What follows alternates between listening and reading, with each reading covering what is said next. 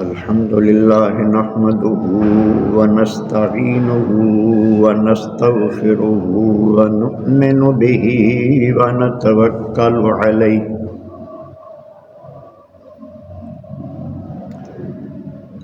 ونعوذ بالله من شرور أنفسنا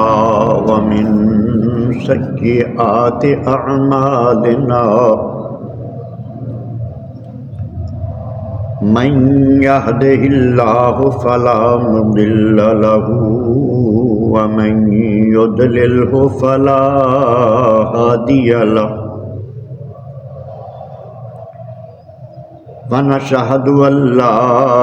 إله إلا الله وحده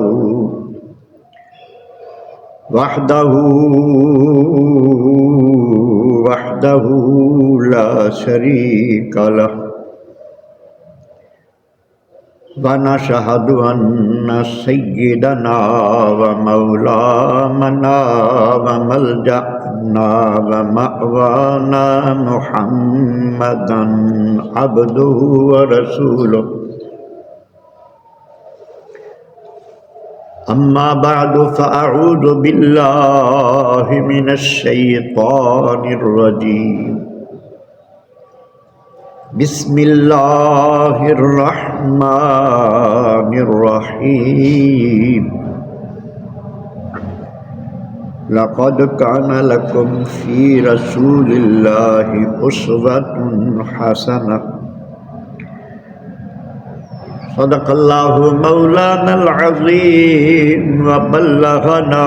رسوله النبي الكريم الأمين الرؤوف الرحيم ونحن على ذلك من الشاهدين والشاكرين والحمد لله رب العالمين رب اشرح لي صدري ويسر لي أمري واحلل عقدة من لساني يفقهوا قولي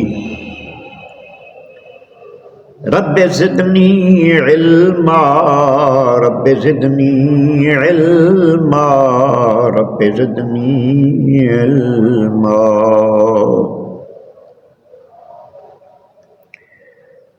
تمام تر حمد و ثنا کے لائق اللہ تبارک و تعالی جل جلالہ و عمن والہ کی ذات پاک ہے، جس نے ہر چیز کو پیدا فرمایا، وہی سب کا مالک ہے، سب کو پالنے والا ہے، نظام زندگی کو چلانے والا ہے۔ اس کی ذات اور صفات میں کوئی شریک نہیں، صرف وہی عبادت کے لائق ہے۔ درود و سلام کے ہدیے سرور کائنات فخر موجودات ہمارے آقا حضرت محمد مصطفیٰ صلی اللہ علیہ وآلہ وسلم کی بارگاہ میں، جن کو اللہ تبارک و تعالی نے تمام جہانوں کے لیے رحمت بنا کر بھیجا اور معلم بنا کر بھیجا۔ اللہ تبارک و تعالی کا ارشاد جو تلاوت کرنے کا شرف حاصل کیا ہے، لقد كان لكم في رسول الله أسوة حسنة، اللہ کے رسول کی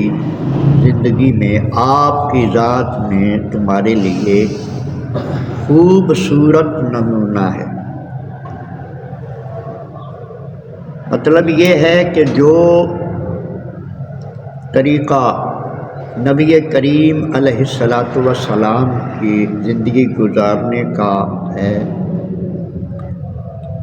وہ بہترین ہے۔ زندگی کا ہر معاملہ آپ نے خوبصورت انجام دیا ہے، بہترین انجام دیا ہے، اور ہر میدان میں کامیابی حاصل کی۔ جو امتی، جو مسلمان زندگی کی کامیابی چاہتا ہے، بلکہ زندگی اور آخرت کی کامیابی ہمارے آقا حضور سرور کائنات صلی اللہ علیہ وآلہ وسلم کے طریقے میں اللہ پاک نے رکھ دی ہے۔ صحابہ کرام سے جو روایات ہیں، جس طرح انہوں نے نبی کریم علیہ السلام کو دیکھا، وہ انہوں نے بیان کیا، تو عنوان ہے حدیث پاک میں کہ خاص وقتوں کی دعائیں۔ یہ مضمون ہمارے اس وقت زیر مطالعہ ہے، ہم نے یہ غور سے سننا بھی ہے اور اس پر عمل بھی کرنا ہے۔ وعن ابن عمر ان رسول اللہ صلی اللہ علیہ وسلم، حضرت عبداللہ ابن عمر رضی اللہ تعالیٰ عنہ سے روایت ہے کہ بے شک نبی کریم علیہ السلام کان اذا استوى علی بعیر خارجا الی السفر، نبی کریم علیہ السلام جب اونٹ پر سوار ہوتے، کسی سفر کے لیے نکلنے کا جب ارادہ ہوتا تو اونٹ پر آپ سواری فرماتے، کبر ثلاثا،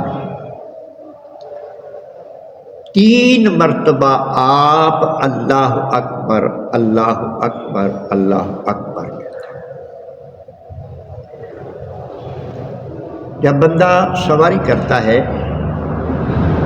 تو زمین سے اوپر اٹھتا ہے سواری پر سوار ہونے کے لیے، زمین سے بلند ہوتا ہے، تو اس وقت انسان کو اپنے بلند ہونے کا خیال ہو سکتا ہے۔ محدثین فرماتے ہیں، شارح فرماتے ہیں، انسان کو اپنی بلندی کا گمان ہو سکتا ہے۔ تو نبی کریم علیہ السلام نے یہ الفاظ کہہ کر ہماری تربیت فرمائی ہے کہ اللہ سب سے بڑا ہے، اللہ سب سے بڑا ہے، بلند و بالا جو ذات ہے وہ اللہ تبارک و تعالیٰ کی۔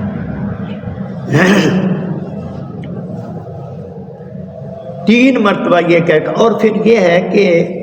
آپ صرف سواری پر سوار ہوتے وقت ہی ایسا نہیں فرماتے تھے، بلکہ کسی بھی گھاٹی پر چڑھتے ہوئے، کسی پہاڑی پر چڑھتے ہوئے، چھت پر جاتے ہوئے، یعنی یہ الفاظ کہنے چاہیے۔ نبی کریم علیہ السلام جب بلندی پر جاتے تو اللہ اکبر یہ الفاظ کہتے ہوتے تھے۔ اس میں ہمارے لیے بہت زیادہ تربیت ہے۔ اس کے بعد پھر جو الفاظ فرماتی ہیں وہ قرآن مجید میں بھی ہیں۔ ثم قال، پھر آپ فرماتے سبحان الذی سخر لنا ھذا، پاک ہے وہ ذات جس نے اس سواری کو ہمارے لیے فرما بردار بنا دیا۔ سواری کا جانور جو بندے کو اٹھا کے لے جاتا ہے وہ بندے سے زیادہ طاقتور ہوتا ہے۔ اونٹ بہت زیادہ طاقتور ہوتا ہے، گھوڑا بھی طاقتور ہوتا ہے، گدھا بھی طاقتور ہوتا ہے، بلکہ آج کل جو سواریاں ہیں وہ بھی طاقتور ہوتی ہیں، لیکن وہ سواریاں بھی جیسے بندہ چاہتا تھا ویسے چلتی، جدھر چاہتا لے جاتا۔ تو